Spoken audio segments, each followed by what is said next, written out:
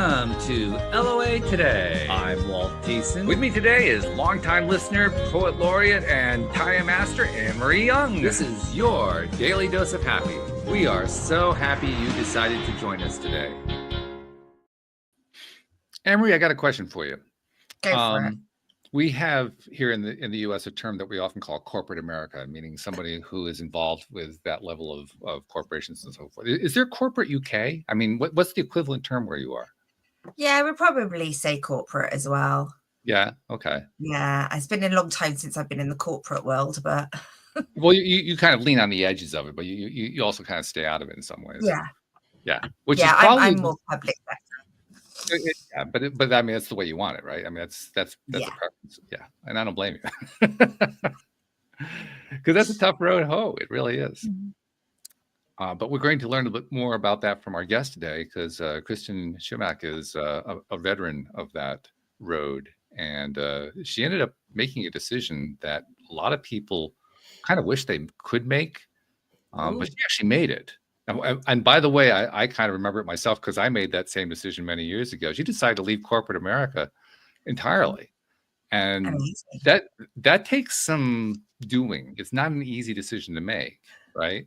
So we're going to learn a little bit more about how she decided to make that decision. And I kind of suspect it worked out well, but we'll figure that part out. So Kristen, welcome to the program. And how are you doing today?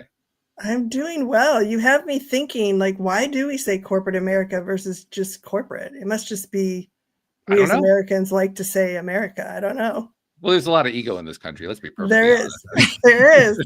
I wasn't going to say that, but having gone to school in the UK as well, I learned a lot about the ego in America just by living overseas for a while. Yeah. And I've never heard anybody say corporate UK. Yeah, I was thinking I've never heard that either. Yeah. Well, let's just put it this way. We have a very dominant alpha male culture, but we'll just leave it at that. Yeah. But Kristen, we got to learn a little bit more about what your story is and how you ended up making that decision. That is, especially for someone who did it as long as you did and was successful like you were. Mm-hmm. That's not an easy decision to make, and yet I'm going to kind of guess that it was a fairly easy one in some ways, even though it's tough to say, okay, I'm going to go do it. But let me stop telling your story without knowing your story. Let's just actually hear the story. Okay, so my story is I kind of have a bit of an unusual story, and that not only was I in corporate America for almost 31 years, I was at the same company for the entire time. Really? So really unusual. So I started as a part-time payment clerk at a Fortune 50 company when I was still in college. And then when I left 30 years later, I was the vice president of public relations and did events and that type of thing. Mm-hmm. So, it was one of those, it was a company that had been a part of my life for as long as I can remember. My dad actually worked there for over 40 years. So It was in the family. I don't really remember much of my life prior to them being involved. And it was, I loved the majority of my time working for that organization, but I found part of my drive for wanting to rise to the executive ranks was I really wanted to make an impact and make a difference in the culture of the company. It was, you said it a little bit earlier, it was very much a male-dominated sort of good old boy culture that I had to work hard to get to the executive level at. And then when I got there and I thought, okay, I can now make a change and make a difference, I realized this is a 100-year-old organization. And there's really nothing I'm probably going to do in the next, 5 or 6 years of my career, or maybe at that time it was probably more like 10 or 12, that's going to make a significant impact.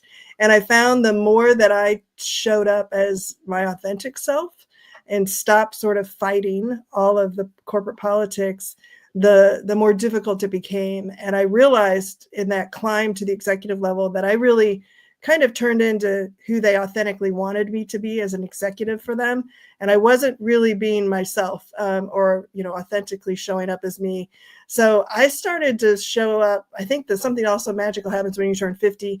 I started to show up as myself and really kind of, share my opinions. And I thought, heck, I'm probably going to retire in 5 years. Now's the time if I'm going to make an impact. And the more I did that, the more I just felt like I was constantly fighting and pushing against, what they wanted.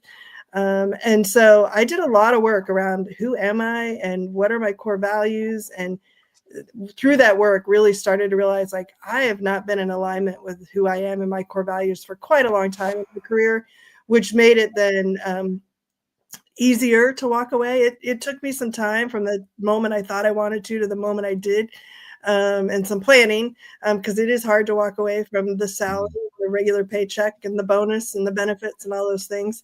Sure. But I had just a super supportive husband, and he's got a good job, so I was thankful in that respect, which allowed me to leave at 52.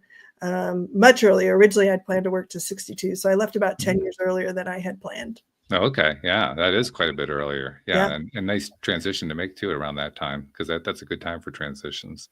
Yeah. But even so, it's still not easy. And No. yeah, I mean, I would kind of imagine that, as so often happens when we make these kinds of changes, our circle of friends and associates tends to shift as well. I'm kind of guessing you may have shifted more toward another circle that was other people who either already had done that or were in the process of doing that or thinking about or putting it off or something along that line. Am I guessing right? You are. I mean, I would say the shift for me probably started to happen before I officially left. Mhm. When you grow up in an organization like that, your whole network is pretty insular to that organization. And so when I really started to feel the pull that I wanted to leave or do something else, initially it was when I leave at 55. I didn't last that long, but I started to really be super deliberate about who I was networking with. I became a lot more active. What I realized pretty quickly, my LinkedIn profile was like a company commercial. I mean, I was the head of public relations, and it wasn't really me, it was them. And so I started to kind of gradually shift things to showing up more as myself and talk about, me as a leader and what I like to do.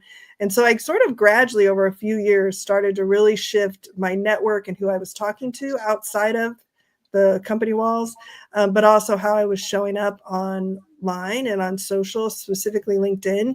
And it was through really all of those different connections. I joined a women's group, Chief, which was all executive women, and just talked to people across many different industries and organizations, from startups to really large companies.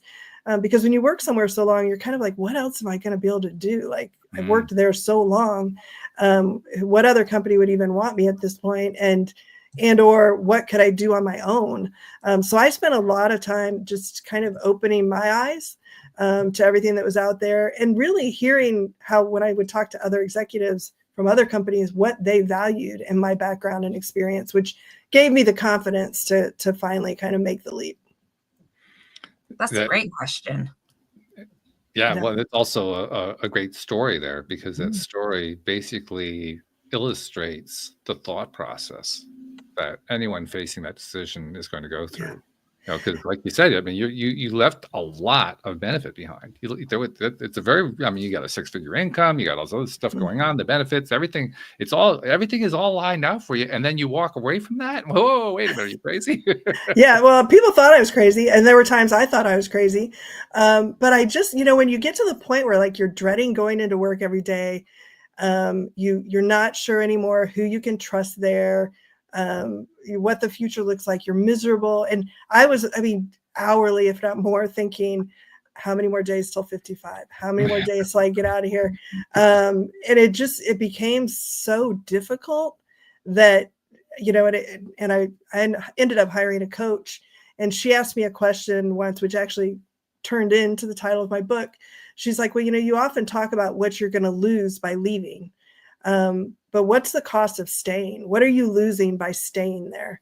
And man, when you reframe it that way and really make those lists of, well, my mental health and my happiness, and, I'm binge eating all the time because I'm miserable, or time with family.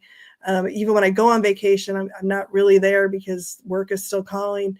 All of those things, when you start to add all of that up, the cost of staying all of a sudden looks a lot worse than the cost of leaving.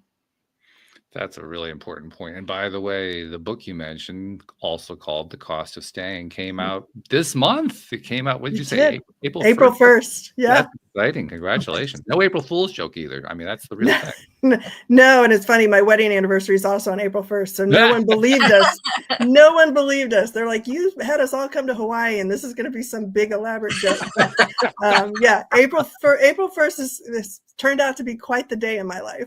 Apparently, yeah. So congratulations on the release of the book. That's fabulous. Thank you. Yeah, quite exciting. I love the title in that it's one of those things. I mean, you could fill in a lot of words for that last word, staying, the cost of fill in the blank. Yeah. And what I found in my own life is there are a lot of things that have costs associated with them that we don't think about. We don't associate them. And I believe we actually end up impoverishing ourselves in some ways just because we don't think of there being a cost associated with certain things. And I'll just give you an example that happened today. When I among other things, I run a gardening service, and I went with one of my estimators to visit a customer we were having trouble with, and this customer was literally out of control. I mean, she's just absolutely filled with rage, and it has very little to do with us. It's just that's who she is as a human being. So to the point where we were there to try to find a way to make things work and make peace, and she was there to go to war. It was that kind of a situation. And so after we were done and we left, we basically, washed our hands of the customer, said, okay, you go your way, we'll go our way, we're done. The thought that went through my mind was that really worth dealing with? What was the cost associated with that meeting? And I didn't anticipate that. I had no clue. No, it's not entirely true. I had some clue that there were problems for sure. That's why we were having a meeting. I had no clue it was to that extent. I really had no idea that she was that bad to work with. Yeah. But if I had known, what would I have done? Would I have avoided the meeting? Would I have just said, cut ties with the customer? I'm not sure what I would. I hope after especially going through that meeting that I would have just said, no, we're not doing the meeting. You're out of here. Go away. I'm not so sure that I would have done that because, hey, we all make mistakes. We all, we try to be optimistic about things, and sometimes it bites us. Yeah. So that cost is a big deal.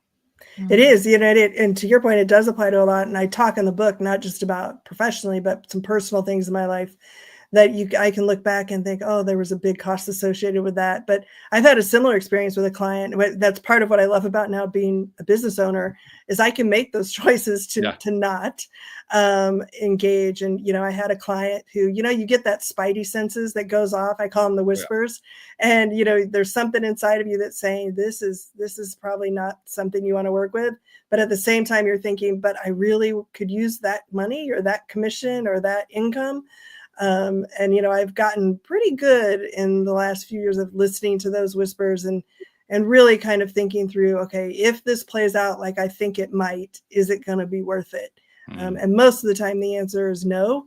And then it's figuring out, am I going to take action on that or am I going to, go forward and try? So it does astonish me the more that I have thought about this concept, because I have thought about it quite a bit, this idea that there are hidden costs that we don't take into account.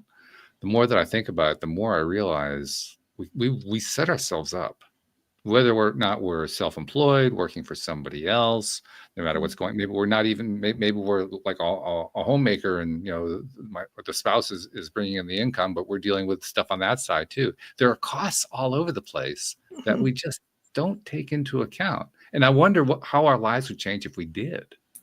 Yeah, I often ask people that I coach, what would you do if you weren't afraid? Because I think so often they're rooted in fear. Yes. Right. I know I probably felt the pull to leave corporate when I was approaching my 40s. And it took until 12 years later was when I actually kind of pulled the trigger. But it was all rooted in fear, right? What else could I possibly do? Would I fail? All the risks associated with it. And you're addicted to, in this case, that every other week paycheck. It's a strong pull. And so I think a lot of times it is really rooted in fear, which is why we think about what we'll lose by making a change. Sometimes it's hard when you're in it to think about what you could gain. Well, that's the next question, right? Because like you said, if it's fear-based, then if you want to leave the fear part behind, you have to leave the stuff that makes you afraid behind. And so what's left? Well, what's left is, like you said, what's the gain? What's the good part of it? Yeah. Yeah. And that's where, so in my book, I talk about this, I call it the spiral, because it's not a one and done. You know, it's like grief. You don't just move through the phases linear, you go back through them over and over again. And so the first phase is the whispers, when you start to feel that pull or hear those inner voices. Then you have to learn to let go of the fear or let go of what's holding you there. And then it's the possibilities. And I find so often when you get to possibilities, and you start to dream up what could be, and you start to see the other side, that's when the letting go becomes a bit easier. Not that it's easy, but as you start to move forward and make plans for how do you realize those possibilities. And then the fourth phase I have is integration, when you start to actually live it and integrate it with all aspects of your life. That's when it becomes really powerful. But even when you're full on, like you're living your best life, I mean, I still have moments now, 19, 20 months later, after having left, where the whispers come back in, or there's pieces that I have to figure out, how do I let go of that old, you know, thought or fear or voice in my head. So it's a journey for sure. It's true for somebody like me who I did this 25 years ago. I went entrepreneurial, and to this day, I still deal with the negative side of that, you know, trying to overcome it. In fact, it knocked me really badly with the 2008 financial crisis. I got wiped out. Yeah. And it was brutal. Yeah. It's just a whole different level of risk. Oh yeah. Yeah. But there's also a piece that goes along with it. We talk about it quite a bit. It's usually called the comfort zone. I like to call it a familiar zone because there's nothing comfortable about it. Yeah, but, I like that. But that comfort zone or familiar zone is probably the thing that holds us back from any of these changes more than anything else, because, well, let's be honest, it's comfortable, at least in theory. Yeah. Parts of it anyway, right? Yeah, right. Yeah. But because of that becomes the biggest challenge as well. And I'm going to guess that's probably the one thing more than anything else that kept you on that 12-year track, because you said it took 12 years to make the decision. You know, that's a long time. Yeah, I mean, it was a lot, right? It was the paycheck and things that we just talked about, but it was also, you know, what will people think? You know, this is an organization that people start at, like me, when I was, 21, and stay at till they retire. Was very rare that someone left the organization, and even rarer that an executive left. It was a company my dad had worked at for 40 years. So what would I tell him? I have family that still works there. So it was like, people are going to think I've lost my mind. Like there were so many things beyond just the financial aspects of it that kept me there. The golden handcuffs are powerful things. But it was just the whole, in a lot of respects, the worrying about what others would think. And doubting my own, what could I do? And what will make me happy? Because for so long, what was going to make me happy was the title and the position, and that's what you'd worked for, and I'd gotten that. And so in a lot of respects, it was kind of redefining, kind of finding it myself again, but then redefining what success really was for me, and becoming comfortable that it doesn't really matter what everybody else thinks. I know those that are close to me and that love me will support me, but it was still hard to make some of those phone calls and tell them. Yeah, especially when you've been in it for that long. I mean, that's probably the biggest part of it, because it has almost become habitual. Well, it is habitual by that point. Yeah. It's a habit that's been going on, in your case, for decades, 3 of them, in fact. Yeah. And that's a pretty ingrained habit. That's not change easily. Yeah, and it wasn't only the time I'd worked there. Like my early memories as a child were going to the company events, and it was all my friends' parents worked there. Like it was just always a huge part of my life from the time I can really remember. And so it was a big shift. But one of the things that I think really helped me kind of get through that and finally make the change was just realizing how much of myself I had lost, and that I just really wasn't being true to me. And when I would find myself at work sometimes, and I would hear myself saying things, and then I would think that I just don't even believe that. Like, what am I doing? And so it was an interesting journey to realize all of a sudden. And I remember the day sitting in my office thinking, everybody says that I show up so authentically at work, but I don't feel like that. I feel like I'm playing this game. They're all seeing it as authentic, but I know deep down that there's really, I'm being authentically who they want me to be, not who I am. And when you start to realize that, and then you start to show up authentically, you realize like, I don't fit here anymore. The company's changed. I've changed. And I probably, had I stayed, would have eventually, they probably would have asked me to leave because I was becoming quite bold in some of the things. So, yeah. Anne Marie, I'm kind of curious, but I mean, you don't work for a private company, you work for a public-based organization, but it's kind of going to be the same kind of thing. I mean, have you experienced the same kind of thing that Kristen was just describing? Oh yeah, certainly. I mean, I quite often have imposter syndrome in the role that I am, just because I'm in IT and I'm not really that very good at it. But it's all the other things that role brings and that company brings, because they are so good. And I'm able to manage things like children and all the other things that are important to me in my life. So, that's wonderful. I'm able to weigh that up, but it's really hard. I just felt that pressure when you were saying, they're saying I'm authentic, but I'm not being authentic. And that's just so stressful, such a place to be in, because you just want to be yourself. And sometimes you lose yourself in that. Absolutely. Yeah. And I'll never forget the day I was having lunch with a really senior exec, and he said, "Oh my gosh, you just so love what you're doing." And I'm thinking, I hate what I'm doing. Like, what, why, and it was in that moment where I was actually honest with him. And normally I would have said, "Oh yeah, it's great." I said, actually, I don't like this new role that you have me in at all. I find it frustrating. And he kind of looked at me and he's like, "Well, we should connect." And we never connected. I don't think he ever really wanted to hear. But yeah, it was, there were moments like that in those last few years where I'm like, okay, I've either gotten really good at faking it, or I don't know who I am, or both. But yeah, so I did a lot of work. I mean, I went back to what did I love doing when I was 5 years old? What did I love doing when I was 12?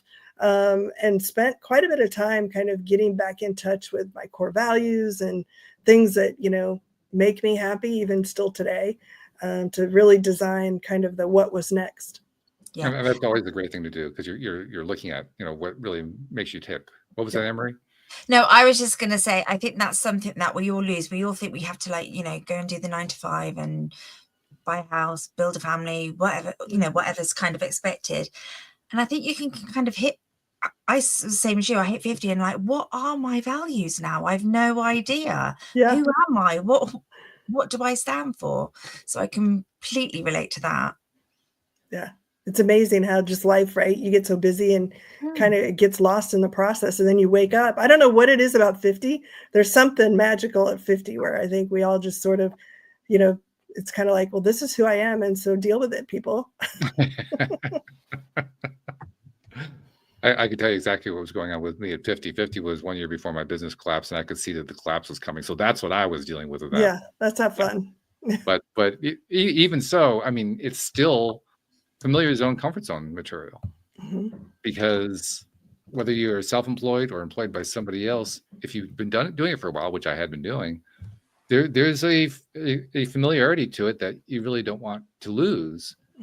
Now, in my case, I could see I was going to lose it. I was one of the very few who actually saw the crisis coming. There was nothing I could do about it.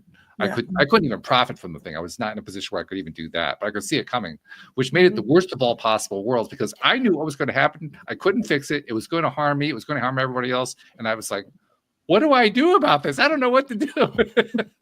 Yeah, that's horrible. That's just a horrible feeling. And then, right, you have to process your own emotions while trying to help everybody else.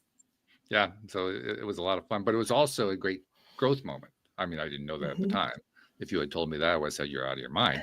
I probably would have chosen some choice 4-letter words to go along with that. Yeah. But, well, I always tell people, your biggest growth usually comes with some of the biggest grief that you'll experience. And at some of my early drafts of my book were actually called Growth Through Grief. And then we changed it towards the end. But I do have the Growth Through Grief spiral framework in the book. The Growth to Grief spiral. Talk about that for a second. Yeah, so that's just as different points in my life. I've realized, to what you were just saying, that some of my biggest growth personally has come in the moments where I've been grieving. And I wouldn't always recognize it as grieving. It's not like the loss of a loved one, but when you have to lose part of your identity or something that's really meaningful to you. And so that's how the growth through grief spiral kind of came up.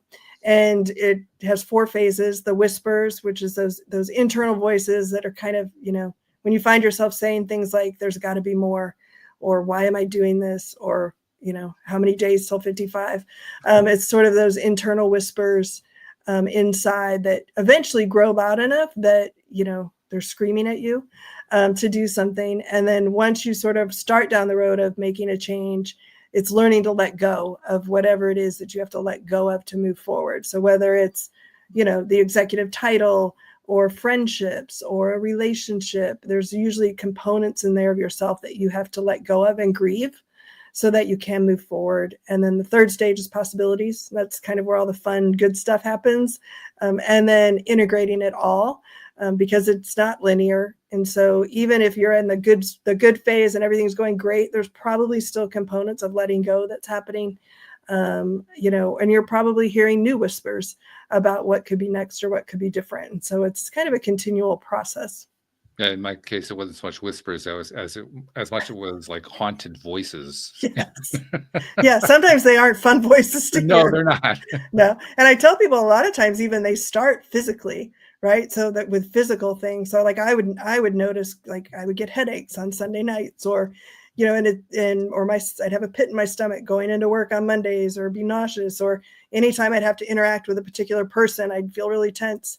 And sometimes they start in those physical moments that you can feel in your body, but we'll attribute it to, I didn't get enough sleep this weekend, or, I didn't get, I have a to-do list that's so long, I'm just stressed. We don't necessarily always connect it to there's something that's just not right and you're not in alignment. So I tell people, really pay attention to those physical signs. And then once you do that, start listening to what they're trying to tell you. Yeah, I look back at sort of a time where I think I was my most mentally ill, was I just used to sit in my car and would not want to go in, like get out and walk into the office. I just couldn't face it. And it's, you're so right. When you leave, when you make that decision to go, life just opens up again, doesn't it? It does. I'll never forget the actual day, the moment that finally kind of pushed me over the I'm out.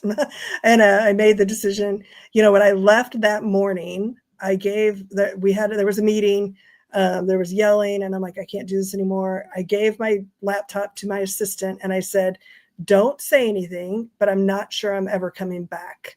I'm taking the rest of the week off. I'll let you know. But, here's the laptop because I know you're going to need it. And when I walked out of the office that morning, I thought I would feel some sense of panic or sadness, or, I didn't really know what I was going to feel, because now I've got to go home and tell my husband that I just walked out and I don't think I'm going back. But instead, by the time I got to my car, I felt such a sense of relief that I just knew, like, there's no doubt in my mind, this is the right decision, and it's probably going to be hard and I'm going to have to figure it out. But the fact that I felt absolutely nothing other than relief and just peace, I could feel the weight just come off of me, was actually something pretty remarkable that I hadn't anticipated.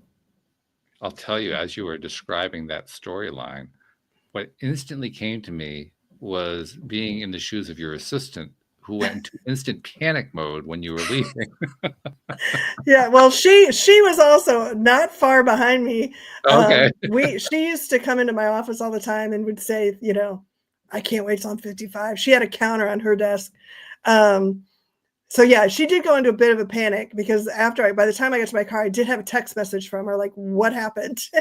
But yeah, she was probably also one of my biggest supporters. And right, she had a front row seat. She probably knew more than anybody what I was going through, what was going on, the battles that I was trying to fight. So to this day, she's still the most supportive, and she's now retired. So it's great. Good for her. Yeah. You create a domino effect. Well, I do tell people, in hindsight, I do feel like I couldn't make a change. Like when I left, I felt like I really couldn't change the culture or I wasn't having as big of an impact as I wanted, I will say that there was power in me leaving, and that a lot of people noticed and a lot of people reached out. And I actually think I probably had a bigger impact by leaving than had I stayed. And that was pretty remarkable to me. Just all the messages, and even still, I mean, just this week I had someone reach out to me that talks about the impact I had on them when I was there, but then when I left, the freedom it gave them to think about they didn't have to stay if they didn't want to, or that there were other things that they could consider. So I actually think unintentionally, I probably had a bigger impact by leaving than had I stayed. Yeah, it makes total sense. Well, we talk about that a lot. I mean, obviously the show was originally about law of attraction, LOA Today, although we really don't dive into it too much anymore. Occasionally we do. But one of the key concepts there is the ripple effect, that when you shift your own vibration, you shift your own attention, so forth, it has effects on other people and other circumstances and so forth, very often in ways you don't even know about. I mean, sometimes we find out, but very often we don't know about it. But like you said, a situation like yours where you're basically a high-level executive walking out of a very posh job from some people's perspective, from many people's perspective, that's got to have ripples, not just ripples, that's waves. And the best/worst piece of that is that the higher ups can do nothing about that. They can't stop the waves as much as they would want to. There's nothing they can do to stop those waves. Yeah. Well, it was interesting because I was pretty intentional when I did leave. Like, I mean, I led PR, so I knew what was going to transpire once I did leave the organization. And so I was pretty deliberate in how I left and how I controlled my story. What I posted on LinkedIn. Good PR person. Ahead of, I posted kind of my story and why I was leaving and what it meant to me and what the company had meant to me, all positive. But before really even they announced. And so there was a lot of power in me sort of intentionally owning some of that, and being very deliberate about it. And, for so long I would have, in my past career, right, you wait till the exact time and it's a coordinated announcement and certain people have to tell certain people who then tell other people. And that was kind of my first, like, you know what? No, this is my life and I'm going to go and be a business owner and do my own thing. And I can share this when and how I want to share it, which probably wasn't super popular with some. But at that point, it was what I needed and what I wanted. So it was good. Well, and from what you're saying, go ahead, Emery. No, I was just saying, I would imagine, especially at your level, with the mentality that people have in that company, if they just stay there forever, you're almost giving everybody else permission to do the same. And I think once people get that permission, like, you can do it, you're able to do it, then that's that ripple. Yeah. Well, and then, they see the success, they see what I'm doing, and, they can publicly watch it. It's on LinkedIn, it's online, I released a book. And so it's just been interesting at the different stages, the reach outs that I get. And I try not to, because, I'm trying to let go of that, keep it in the past. But it is nice every once in a while to kind of hear from some of them. Yeah. Well, it's also a reinforcement that the steps you took were the ones you really needed to take. They were the right ones. Absolutely. Yeah. So it's been good. And the ripple effect to what you said earlier, it's been interesting even. So I'm a super aunt. I love being an aunt. It's like my favorite thing in the world. So I have a lot of nieces and nephews, but it's been so interesting just watching the impact it's had on them, and how they, have expressed interest. So over the last, 19 months, I've helped 2 of them start their own business making jewelry. When I wrote my book, my 11-year-old niece wanted to write a book. So she wrote her book alongside me and released on the same day. So we both, became Amazon bestsellers on the same day. So there's been just a lot of that where they're seeing someone who didn't do the corporate route. And my 11-year-old niece, she's the only one who's ever asked me this question. But about a year out of leaving, we were at a Mexican restaurant, and she said, "Can I ask you a question?" And I'm like, "Sure." And she said, "Do you regret quitting your job?" And I thought, what a question for an 11-year-old to ask me. But I paused for a minute and I said, I have zero regrets because I can help, be there for you all. And I'm doing what I love to do and have the flexibility and freedom to do that. So it was kind of an interesting, fun conversation. Do you remember how she received the answer? She looked at me. She goes, "Yeah, I like it when we can hang out during the day." Mm-hmm. Yeah. So yeah. So I think she definitely. They've all noticed. My availability is very different, and when I am there, I'm there. But it's just been fun. Like they tell their mom, well, you don't know how to start a business, but Kristen does. And so, yeah, so it's been fun. So you now have a new role in the family. You're the entrepreneurial startup expert. Yeah, which I don't know about that, but if they want to think that, they can. Yeah, anybody who goes the entrepreneurial route, it sounds glamorous, but when you actually do it, it's not quite the same.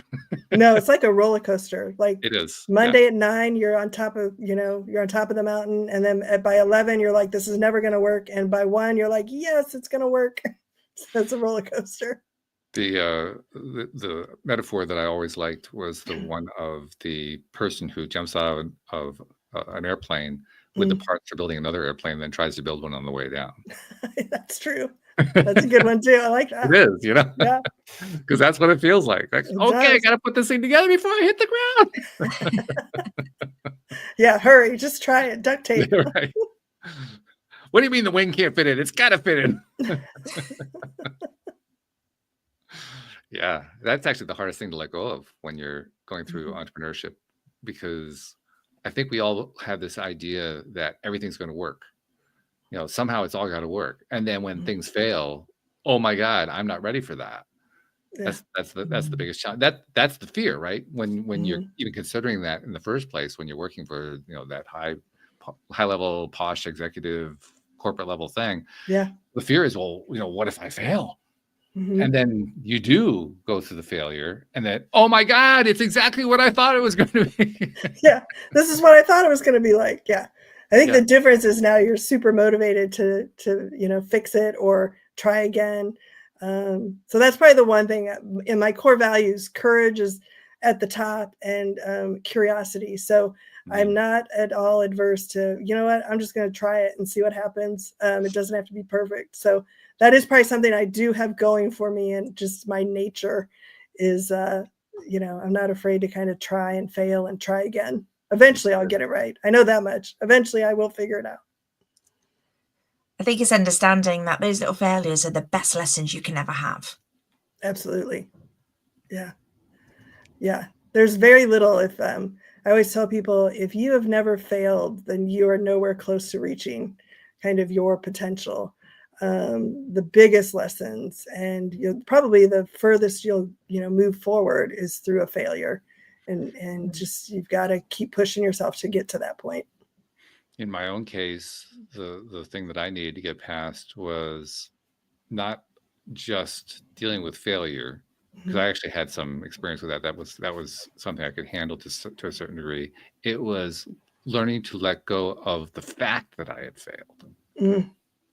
In other words, I knew, I often, not always, I often knew what to do when a failure happened. What I didn't know how to do or what to do is, how do I let go of the fact that I failed? And so I would just keep carrying that along and carrying it along and carrying it along, so that, like I said, 2008, when everything else fell apart, my business got wiped out too. And I spent the next 4 years trying to rebuild it unsuccessfully, largely because every step of the way I believed it was going to fail. Yeah. Yeah, that's super powerful, right? When that's kind of going on in the back of your mind. I know for me, one of the biggest things, I wasn't afraid or worried that I was going to fail or that my business might fail, because I had enough confidence that one way or another I would figure something out. My biggest thing that I had to learn to really let go of, and I still have to kind of work on it, is what are others going to think if when they see me fail? Or what will they say back in those corporate walls? How much are they watching? And I know they're watching. I can see on LinkedIn sometimes that they're watching. So it's, kind of those voices of, what are they saying?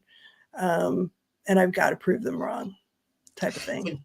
That was going to be my next question, is how, because you had those voices in the corporate world, and have they transferred into this world, and how have you dealt with them? Because those voices can be quite mean. Yeah, they can be quite mean. You know, for the most part, you know, I've dealt with them mostly just by focusing on, you know, what I know about myself and staying grounded in all the work that I did to get to kind of the core values and what's important to me, and not worrying about, you know, what those other voices may be saying, and letting go of it, just because it's not healthy for me to keep it inside. I had a revelation when I was writing the book that, you know, the cost of staying, there's a huge cost of letting their voices stay in my head, and staying inside. And so mentally it's draining and exhausting. I really don't have anything to prove to them. And so, you know, once I kind of had that, like, oh, the cost of staying actually applies to those voices in my head, and I got to get them out, was super helpful. And then just really staying focused on, you know, how different my life is now, and how good I feel, and how much freedom and flexibility and all the things that I wished I would have probably had most of my career that I now have, and just enjoying those. And, you know, there's part of me that knows I had to redefine relationships. I had to walk away from some, because I would keep getting pulled back. You know, you'd go to a happy hour and hear about all the gossip and the whatever. And at first you're like, oh, okay, I want to go hear that. And then it's like, oh, I don't really want to hear that anymore. So I did have to do some letting go of relationships, and some people close to me. I had to have conversations like, you know, I appreciate that when I was there, we used to talk about this all the time, and I was probably right there with you, complaining or talking about it 24/7. But now when we do that, it causes me to have nightmares at night. And so we either have to figure out how to redefine our relationship. I'm not saying we can never talk about it, but it just can't be the only thing that we talk about. Mm-hmm. And so that's been a journey over the last, you know, 19 months to 2 years of recognizing which relationships you can redefine and which ones you're better just saying, you know what, there was a time where we were really important to each other, but now's probably not the time. And maybe when you retire and, you know, or you leave the company, we can get back to where we were. But for now, we're probably both better not being that active as a part of each other's lives. Amazing. And that can happen in so many different areas of your life, like with your friends as you outgrow each other. And yeah, great question. I mean, I often kind of pit it like when a relationship breaks up, right? It's rare that people stay close with both sides of that relationship. You know, it's a rare thing. For whatever reason, people either pick sides, or it's awkward, or, you know, who knows. But it's very much like that when you leave an organization after that long. There's some relationships that immediately go away. There's others that evolve. And then there's some that you kind of have to choose to change or walk away from. And having that level of discomfort and recognizing, like, I am not going back to that. I've definitely done the right thing. Yeah, it's, you know, I will say there's been very few moments since I've left that I've thought I want to go back. I don't think there's been any, actually, because I think I probably stayed too long, and was just so not happy internally, right, with who I was and how I was showing up and all those things, that the minute I left, I could feel kind of all that pressure and weight just sort of release. And I didn't have the 24/7 requests coming in, and you would start to realize like how much of your life was really consumed by it when you thought you were managing it well. Yeah. You're touching on something that is actually a fairly frequent topic here on the show, but you're touching on it in a way that we've never really explored. We've never looked at it from the point of view of what happens within a corporate culture.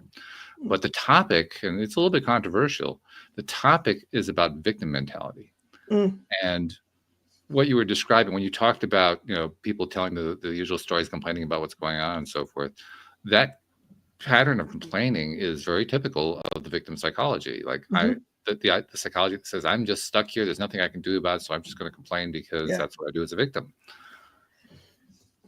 Talk Yeah. about that for a second. Talk about that, how perhaps Mhm. from your perspective of what you experienced and what you saw when you were working in that culture. Oh, yes. Yeah, I mean, the victim mentality was everywhere.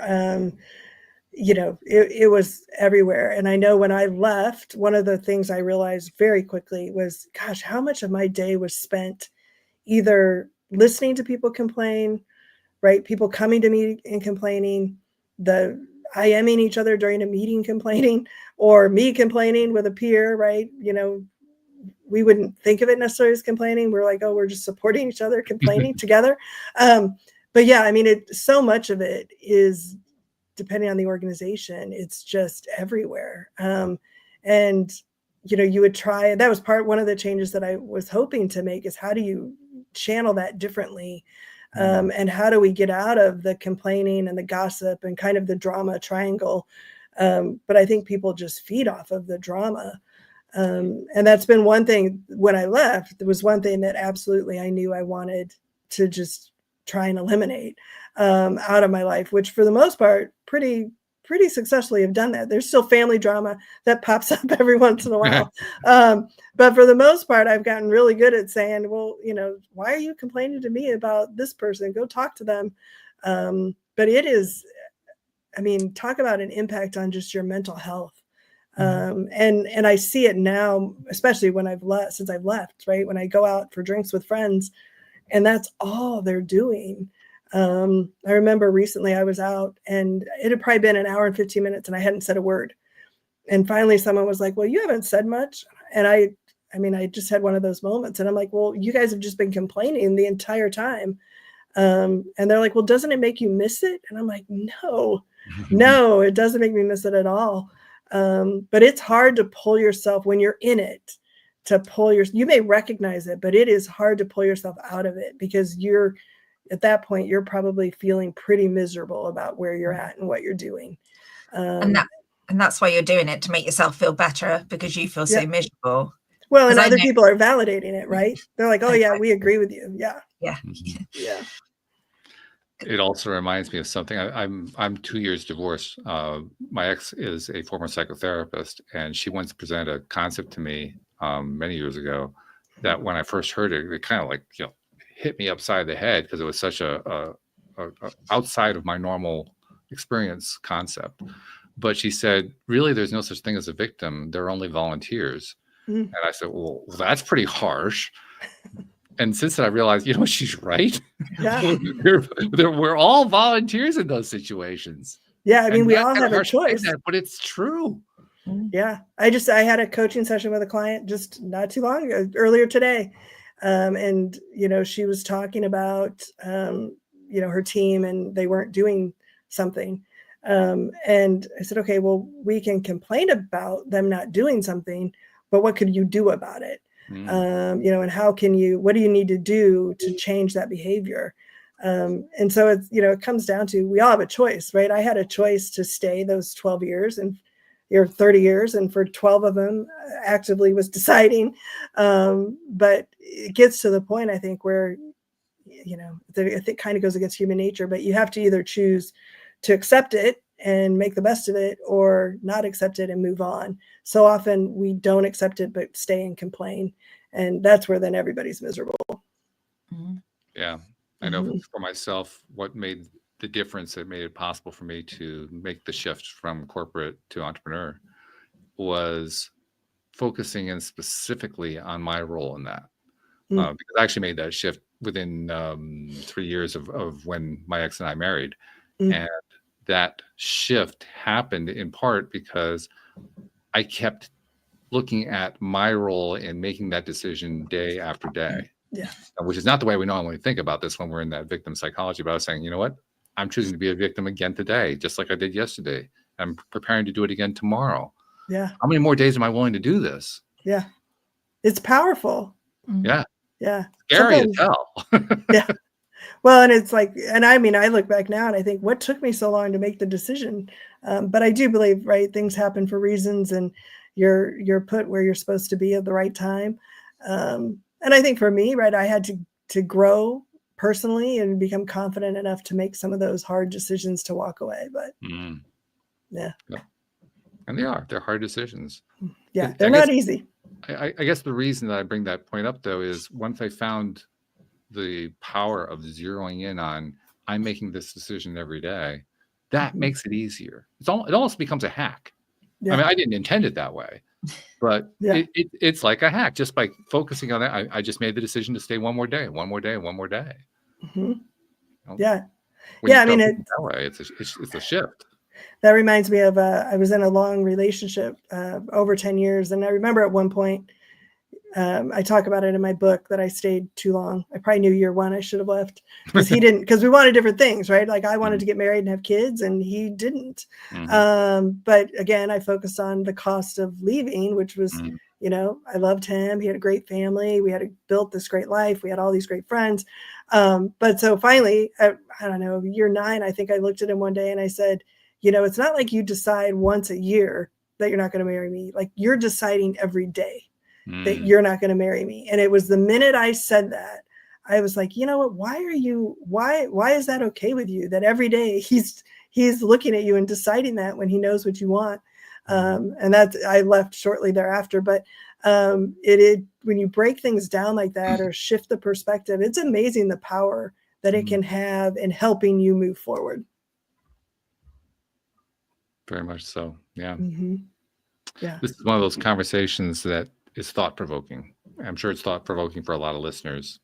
In my case, it's bringing back memories, not always pleasant ones, but bring back memories of my own growth pattern that I went through and the trials and tribulations. So in fact, it also at one point when we were talking about the failure piece of it, it also reminded me of something that I've quoted a lot lately.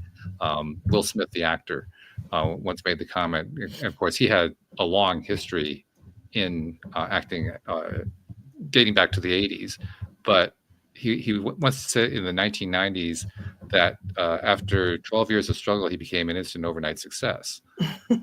and it really captures what it's like to go through that, because despite the fact that he had some early successes, there was a lot of failure in there for him. Yeah. And that kind of gets skipped over. We look at somebody like him, we say, oh, wow, he's such a successful actor. Yeah. Well, and for him, it wasn't overnight, right? It wasn't anywhere. It was a long journey. I think about Michael Jordan, right? He didn't make his high school basketball team. Right. Yeah. Or he didn't start, or, how many shots did he miss for all those that he made? We gloss over all those things. That's right. That's right. Yeah. So I just had this vision as you were talking, like, as you said, spiral, but like a little vortex, like a little upside, like a tornado, and all this drama's going on, all this corporate stuff and all this bitching and all this other stuff. And then suddenly you've just come out the top where it's nice and quiet. Yeah. And that's literally just the vision that I got when you were talking. Yeah, it's very, like, my life today is so different. I have a leadership coaching business where I control how many clients I take on and when I take them on, and love that I'm helping people, right, deal and process through some of what I've done. But then I also, part of my corporate life, I did events, large events, and I really missed the hospitality work. So I thought, why not? And I started a hotel sourcing. I'm an independent licensee for a company, and I do hotel sourcing. So I get to travel. I get to help companies and people find the perfect hotel for whether it's their wedding or a baseball tournament or a large corporate incentive trip or conference. So I'm kind of in a little bit of everything, and wrote a book because I love to write. So it's been just quite the fun journey. And even on the hard days, because there's still hard days and there's still days where things don't go right. It's so much better because, in the end, I'm in alignment with my values, and I'm working in things that I love to do, be it travel or coaching and helping people. So that just makes even the hard days good. Well, you just gave me the perfect segue, because there are going to be some people perhaps who are listening to this episode and saying, I need to talk to her. Maybe she might be the right person to help me out. In which case, we should probably tell them how to reach you. Yeah, that would be great. So you can reach me on LinkedIn. I'm super active on LinkedIn. So you can connect with me there, DM message me. I also have book a call. I love to do virtual connects and just get to know people. And then my website is www.kristenchimack.com. And you can learn more about my book and my hotel work and my coaching on the website. And that's a fabulous thing. We love that. So thank you for sharing that. And we'll make sure we get the link into the show notes too to make it easy for people to find that. Sounds great. But we actually have 3 things that we do at the end of every show. That was the first one. The second one is I go to my co-host, Anne-Marie, because she always has, like I said, she's a former listener and now she's a co-host and she does a wonderful job, but she also has a great perspective because she kind of has the listener perspective. So Anne-Marie, I'm kind of wondering, what have you been prospecting on? What's your takeaway from the conversation today? I just loved the whole story of how you kind of felt lost in your role and where you wanted to be, and then you found yourself, but you did that by asking other people great questions like, where's my value, what am I good at, getting to know yourself again. And I just think that's brilliant, is asking other people for their opinions on you to help you grow, because sometimes we do lose ourselves. So I love your bravery. Oh, thank you. And I love that. I love that's what you took from it, because I always tell people it wasn't like a rash decision. Like there was a process and a way to go about it that worked for me. So it was good. Yeah. Beautiful. Then there's a third thing that we like to do to wrap things up. And this is something I started a few years ago. You're now on the circuit, so to speak. You're still doing PR, but you're doing it from a different perspective and a different goal and so forth.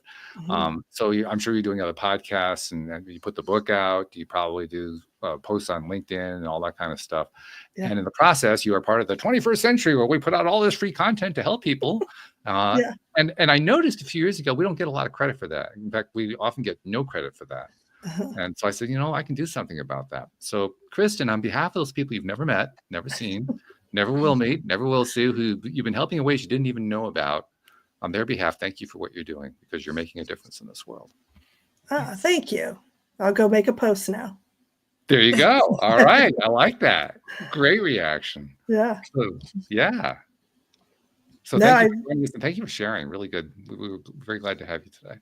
You're very welcome. I've thoroughly enjoyed the conversation. I love it when these go and it's just sort of an organic conversation. Because it's the best. Yeah. Yeah, it is. Well, that's why we do it. That's why we call it your daily dose of happy. That's how you get happy. Yeah, I love it. On that kind of stuff, right? Yes. So good stuff. So thank you very much. Thank you, Anne-Marie, as usual. Wonderful contributions. And I love the perspective, by the way. I always do, but and you know that. But I love the way you tie that together. That was really great. Oh, thanks, Walt. So thank you very much. And thank you to our podcast listeners everywhere. We will see you all next time here on LOA Today. Goodbye, everybody. Bye. Bye.